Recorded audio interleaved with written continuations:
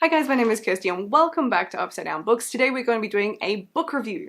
Non più tra I farfalloni amoroso, notte giorno di It has been a hot second since I have done a book review, and today we're going to be talking about The Nurse's War by Victoria Purman, which was sent to me by review by Harlequin Fiction, so thank you very much to them for introducing this into my life. I loved this book and I really want to talk about it and share it with you guys. I wanted to discuss all my thoughts and try and encourage you to either pick it up and read it for yourself or pick it up for somebody that you love. This is a hefty book. This came in at 600 pages and it took me a little while to read, but that was mostly because I was distracted reading like 10 other books at the same time, so maybe don't base it off my experience there. It's a long book and it's dealing with a lot of things. I found this to just be incredible in what it is trying to achieve and how well it achieved it. When I originally saw this book, I was really excited by the premise of it, the title and the blurb, but I have to say I had pigeonholed it into sort of the authors and the categories of books that I don't tend to pick up for myself and that I sort of have sorted into a basket in my head of books that my mum would read, but maybe not something that I would read.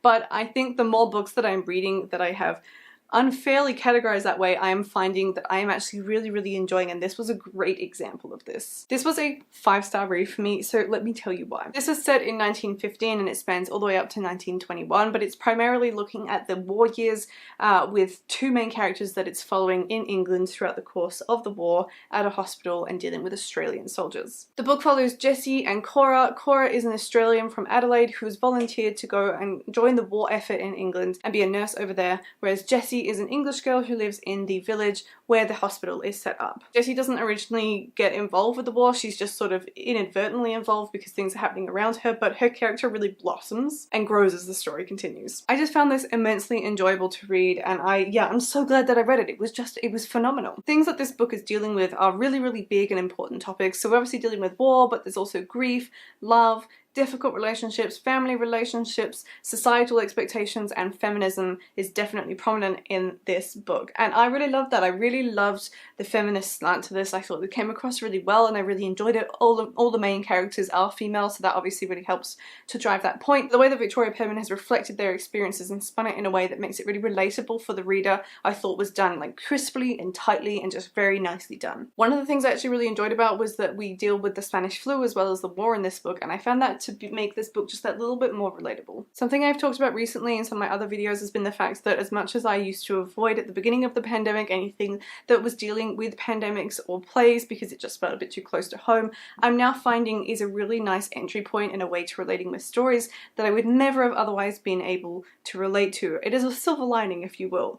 Things like World War I are something that's so far-fetched from my own experience of life that having like the gateway of the Spanish flu at the end really felt like it just opened this door for me to be able to step into the story and really feel how the characters were feeling, particularly in the sense of the endless nature of the war. And I feel like physically the book has imitated this well as well. It's the sense of something you expected to be go on for maybe a year has gone on for way longer than that. And the book is divided into sections, so we start in 1915 and as the year progresses you then move into 1916 as a separate part and you go on and so through until you get to 1918, and then there is a little bit of story further on at the end as well. I thought that the way that the story sort of matures as it goes on was really brilliant. I think the length of the story made so much sense as well in the context of what it's trying to do. We start off very chipper and very proud of ourselves.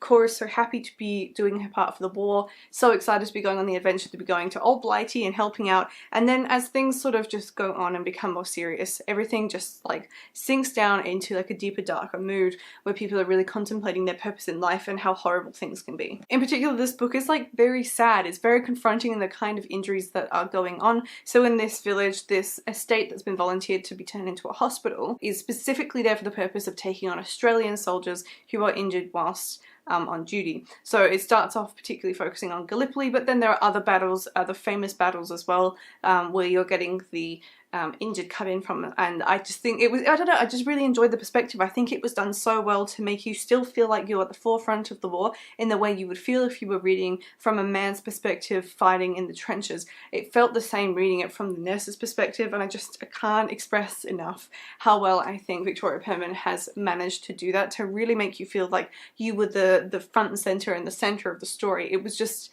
really well done. It was harrowing, some of the injuries that came through, and you will know when you read it. There's a particular soldier that Jessie ends up dealing with whose injuries were just so horrific. It was just a real moment of reflection to take a second and think that some people in history actually had those injuries and just the extent of trauma that would have done to them. I really enjoyed the character development in this. Not only do we have Cora and Jessie to get behind, but there's a slew of other characters that are brilliant as well. All the nurses that Cora is working with, and some really great friendships. Lots of supporting female-female friendships throughout the whole book, which is always lovely to see.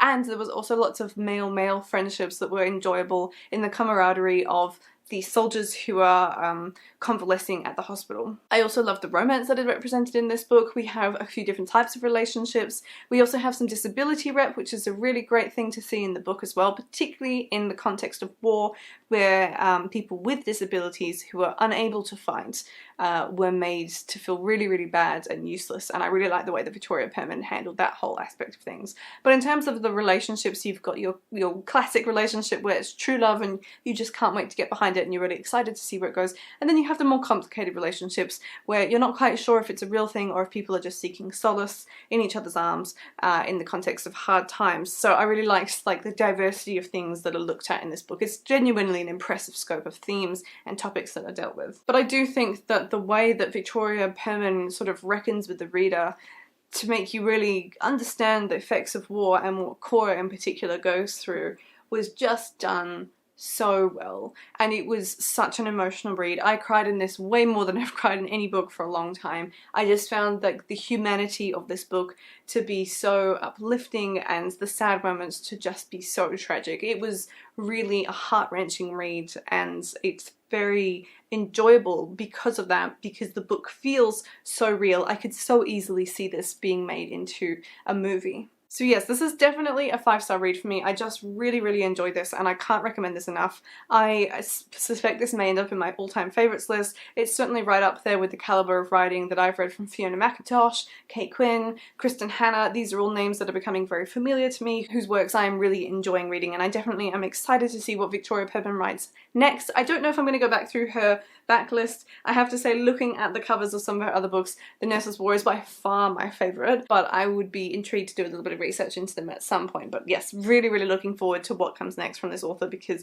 this was just wow. When I first picked this up, I noticed that this has been endorsed by Karen Brooks. You can't see that on here. Karen Brooks is the author of The Good Wife of Bath, which I absolutely adored last year, and so I knew that we're going by this amazing quote that's on the top here, that this was supposedly going to be a really great read, but I was still a little bit hesitant. But I can definitely back that up and say that Karen Brooks has summarized this so well, and it really is worth it. So please do yourself a favor and go and pick up a copy for yourself or for someone else who you think may enjoy it. But that is all from me today, so let me know in the comments down below if you've read this or if you're planning to, and let me know your thoughts. But other than that, I will see you in my next video. Goodbye. Alla gloria mia